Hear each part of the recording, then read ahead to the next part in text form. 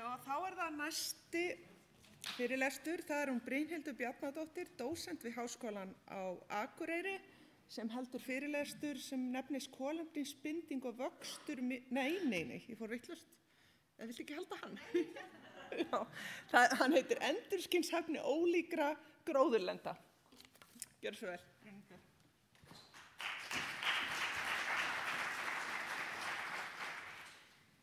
Já, komið sæl. Ég ætla hérna að fjalla nokkuð flókið viðfangsefni, endurskinnshæfni ólíkra gróðurlenda. Ég kem aðeins betur að endurskinnshæfninni á eftir, en ég ætla eiginlega að byrja á að setja þetta hérna upp og byrja á að afsaka mig pínulítið. Þessi setning lýsir kannski lífi mínu ágætlega.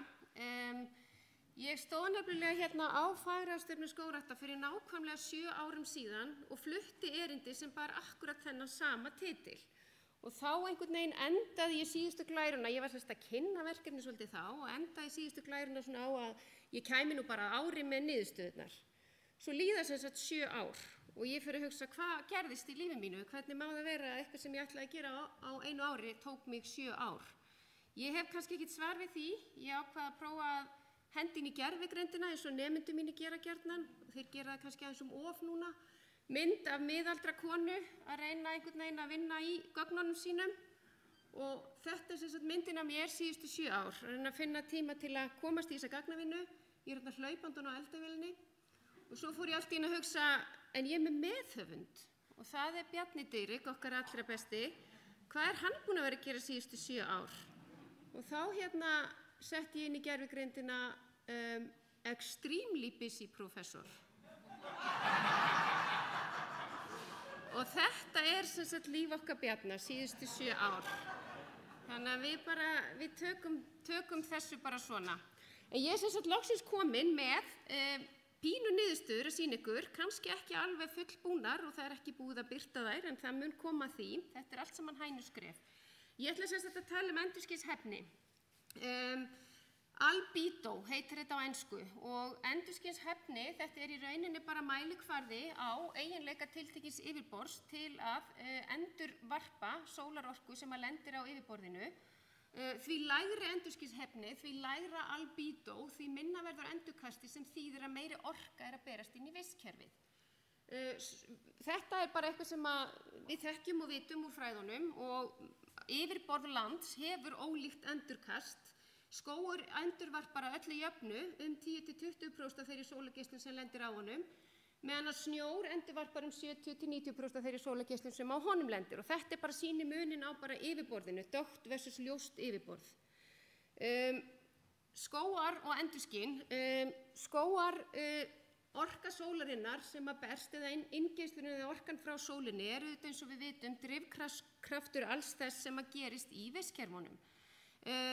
Orkan getur dreifst skóginn og vistkerfið á ýmsan hátt. Hluthafinni fer í burtu sem svona latent og sensible heat flux, þetta eru flæði eða hitaferlar innan skógarins og eitthvað af hitanum berst niður til jarðvegsins og getur verið að hita jarðveginn að einhverju leyti. Og þegar við veltum fyrir okkur þessari spurningu hvaða máli skiptir endurskinnshæfni þegar kemur að umræðinu skógrækt á Íslandi og hvað gerist kannski ennþá frekar þegar við breytum opnu landi yfir í skóg.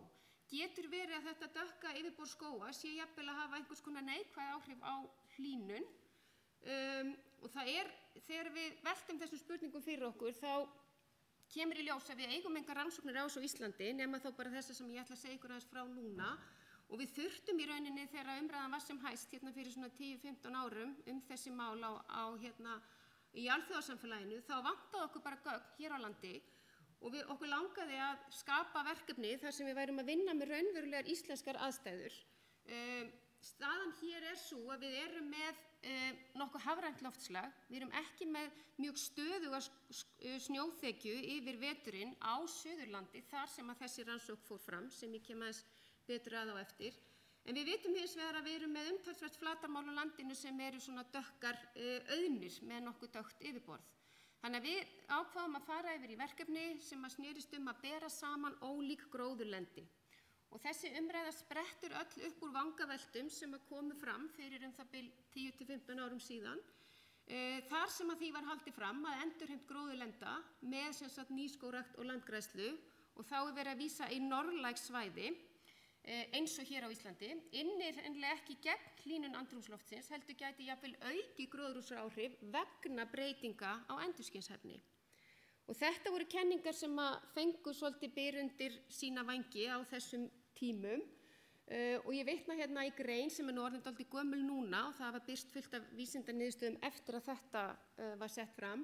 En þá stóð þar að kæling vegna aukins endurskins frá snjó væri einfaldlega meiri en binding á koltvísýringi á skógræktarsvæðum þannig að nýskógrækt í tempraðabeltinu norðan 50. breiddargráðu væri beinlínis skaðleg aðgerð þegar kæmi að því að meta áhrif á hlýnun jarðar. Þetta hérna eru dálítið stóra fullyrðingar og það hafa komið fram eins og ég nefndi greinar síðar og veðurfræðingar hafa sérstaklega verið að birta vísindagreinar og bent á að það sé ekki rétt að tengja endurskinsumræðuna við hlýnun jarðar því að hlýnunin sem á sér stað vegna breytinga á endurskinni, hún er staðbundin, hún telst ekki til hnattrænnar hlýnunar. Það getur átt sér stað einhvers konar breyting á albítói eða endurskynshæfni vegna breytinga á yfirborði sem leiðir til einhvers konar hlýnunar en sú hlýnun er þá staðbundin fyrir það svæði og það er hægt að breyta þeirri mynd á ýmsa kanta.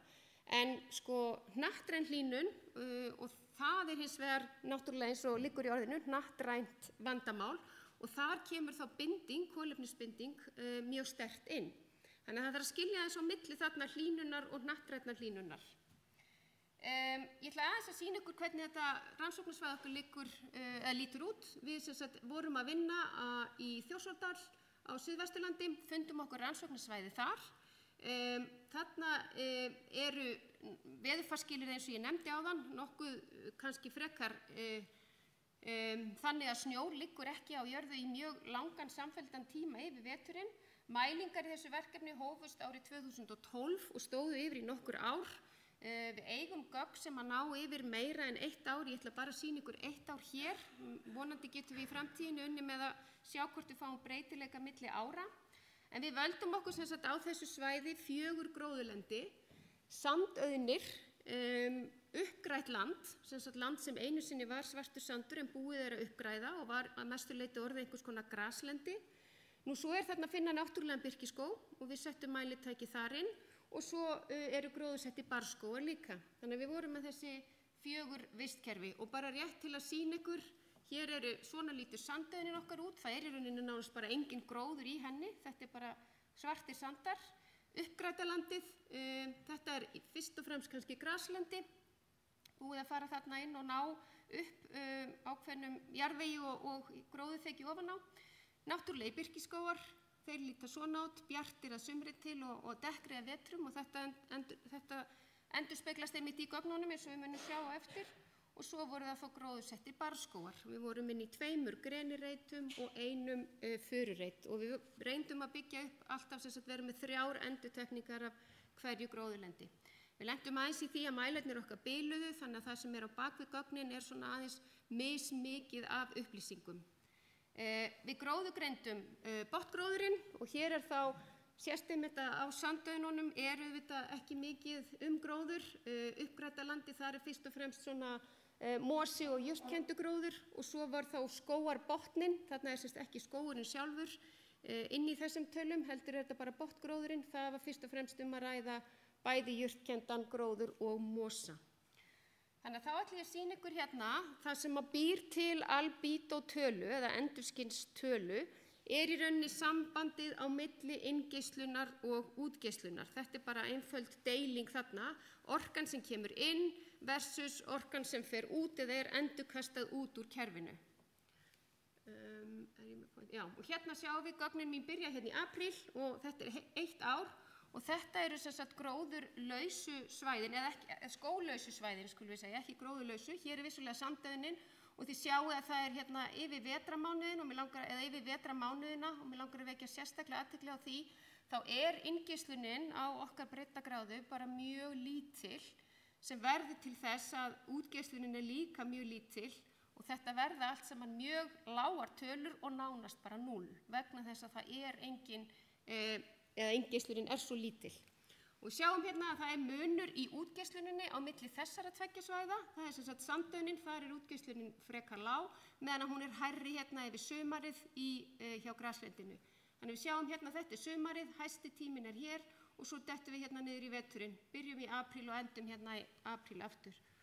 Og hér eru þá skógarsvæðin 2, annars vegar barrskógur og hins vegar birkiskógur. Og það sama gildir hér. Inngeisluninn hámarki hér yfir sumarið, eðlilega. Þessar kúrfur líta mjög eins út, eðlilega, við erum á sama svæði. En það svolítið breytileiki hérna hjá annars vegar barrinu og hins vegar birkinu. Og ef ég plotta þetta upp í hérna árslínurit, þá fæ ég þetta út sem að lítur nú út svona eins og hálfgert krull. Ja. Þetta eru Sandaunin hérna efst og við sjáum að hér yfir sumartíman endurskínshæfnin mjög lág og hún hærri hérna hjá graslendinu. Hjá birkiskóginum hún líka há, hún nálgast hérna það sem að graslendið með og svo hún aftur á móti hérna aðeins lægri hjá greniskógunum. Þannig að yfir veturinn hérna, ef ég horfi yfir veturinn á öllum þessum 4 gröfum, þá sjáum við að það er mikið af núllum vegna þess að inngeislurinn og útgeislurinn eru einfaldlega bara mjög lágar og það kom okkur kannski óvart að vetrargildin okkar skildi ekki sýna meiri breytileika. En þetta segir okkur bara að það lítið hægt að fullyrða veturinn. Það ekki mikill breytileiki í þessum 4 gróðurlendum yfir veturinn. Og veturinn var kannski það tímabil sem að fyrri vísindagreinar höfðu mestar áhyggjur af. Við sjáum hérna breytileikan aðeins mig langar að benda sérstaklega á birkið. Hér sem sagt laufgun eiga sér stað. Hér bara vorið að byrja og svo nær hérna yfir sumarið þá verður endurskínshæfnin hærri og svo lækkar hún aftur hérna aðeins þegar við komum að haustinu. Og hér eru heildartölur og við skulum ekki staldra lengi við þær fyrir 1 ár vegna þess að þær segja okkur ekki mikið. Það sem sagt hæst hérna hjá graslendinu, endurskínið hæst hjá graslendinu þannig að það sem sagt endurkastar mestri orkunni. Og hér plotta ég upp nokkur tímabil, eiginlega bara vor, sumar og haust, af því það kannski lítið að segja veturinn, hann nánast bara eins hjá öllum. En við sjáum hérna, sandurinn alltaf lægstur, hann alltaf að drekka mestan hita í sig, það minnst endurkast frá sandinum. Grasið alltaf hæst, graslendið sem að kasta mestri birtu frá sér, það minnstur hiti að safnast fyrir í graslendinu. Sjáum breytileika hjá birkinum, hér fyrir laufgun, hér komin lauf og þá sjáum við að birkin nálgast graslendið, hátt ásamt graslendur yfir sumarið og svo missir það aftur laufið sitt hérna að hausti til og þá verður yfirborðið dekkra. Barrskógarnir eru hérna nokkuð stöðugir yfir allt árið. Hiti, þetta eru hitakúrfur, við mælum sem sagt bæði jarðvegshita og lofthita á öllum þessum svæðum og hér sjáum við bara ársgildi. Og ef ég skipti þeim aftur upp í þetta tímabil hérna, að þá mjög lítill breytileiki í hitanum. Það bara smá breytileiki hérna í greniskóginum að vori til. En að öðru leyti þá sjáum við ekki að það sé að safnast fyrir hiti í neinu af þessum vistkerfum. Og þá hoppa ég hérna yfir í umræðurnar. Það sem sagt almennt lág inngeislun að vetri hér á Íslandi við þessar hafrænu aðstæður sem við búum við. Þannig að hér í þessi gögn allavega segja okkur að það þetta vandamál með að vera með lágt endurskinn á veturna í skógarvistkerfum ekki raunverulegt vandamál hjá okkur. Munurinn hér á landi liggur í vaxtatímanum. Það breytileiki í gögnunum yfir vor, sumar og haust. Sandaunin sem sagt alltaf með lægsta endurskinshlutfallið, þannig að í henni á sér í rauninni stað ekki nein kolefnisbinding vegna þess að það einfaldlega engin gróður þar, meðan að það á sér stað kolefnisbinding í hinum gróðurlendunum 3. Birki og gras sem eru með sinuáhrif og svo bara gras og lauf á sér yfir ákveðið tímabil eru með hæsta endurskinshlutfallið og það sjást skýrar sveiflur milli árstíða hjá birkinu. Greniskógurinn liggur þarna einhvers staðar á milli, hann annars vegar á milli sandauðnanna og hins vegar þessara laufgróðurtegunda hinna tveggja. Og jarðvegshitinn, við sáum marktækan munað vori á milli greni og hinna gróðurlendana. Ég alveg að vera búin. Þannig að gróðurfarsbreytingar geta valdið breytingum á endurskynshæfni. Hitabreytingarnar sem rekja má til breytinga á endurskinni, þær geta vissulega átt sér stað en eru alltaf staðbundnar, ekki hnattrænar. Meðan að hins vegar landgræðsla og skógrækt, bara aukning í gróðurmassa eða lífmassa, hefur áhrif á loftslag með bindingu. Þannig að við þurfum að horfa á, ef við erum að meta svona vistkerfi í heildina, hvaða vistkerfi viljum við hafa, horfa á þessi nettó áhrif, bæði út frá kolefnisbindingu og endurskinsefni. Þannig að þessi rannsókn, og ég endurtek þessi, hún bendir til þess að versta sviðsmyndin sé að láta sanddauðnirnar standa óhreyfðar, vegna þess að það er bæði lágt endurskinn frá þeim og það er engin kolefnisbinding að eiga sér stað. Og þetta er svona pari við það sem við sjáum í öðrum löndum líka. Og ég enda bara á þessari einu ályktun hérna yfir vaxtartímabilið, þá hefur sanddauðnin lægstu endurskinnshæfnina og það er bæði gleypi í sig varma og það á sér ekki stað nein kolefnisbinding, þannig að það er svona tvöföld neikvæð áhrif og graslendi og birkiskógar eru þarna á milli. Þannig að ég fullyrði bara að landgræðsla og skógrækt á sanddauðnum landsins dregur úr hlýnun, bæði hnattrænni og staðbundinni, með aukinni kolefnisbindingu, auk þess sem að endurskinnið er hærra. Þannig að árangurinn eða ávinningurinn ætti að vera tvíþættur. Takk fyrir. Takk fyrir þetta, Brynhildur. Og þið bara spyrja hana í hresinguna eftir og